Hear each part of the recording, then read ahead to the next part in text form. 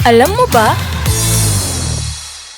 Kung sa tao, madapuan ka lang ng langgam, siguradong agad mo yung tatanggalin, hahampasin, o di kayo mangingilabot at magtatatalon.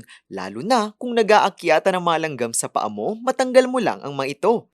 Eh kasi naman, alam nating masakit kung kumagat ang mga langgam. Pero, paniguradong magtataka ka kung nalaman mong merong mga nilalang na gaya ng mauwak o crows na hinahayaan lang ang mga langgam na gawin ito sa kanila. Hayaan mo at akin niyang ipapaliwanag. Tinatawag ito na anting o anting behavior, kung saan sadyang hinahayaan ng ibon na ito na gumapang o dumapo ang mga langgam sa kanilang mga balahibo. Pinaniniwalaan kasing may mga kemikal sa langgam na maaaring makatulong laban sa ilang parasites at organismong pwedeng maminsala sa balahibo ng ibon. Kaya imbis sa takbuhan ng mga langgam, sadyang mauwak pa mismo ang lumalapit at tila parang maliligo sa mga ito.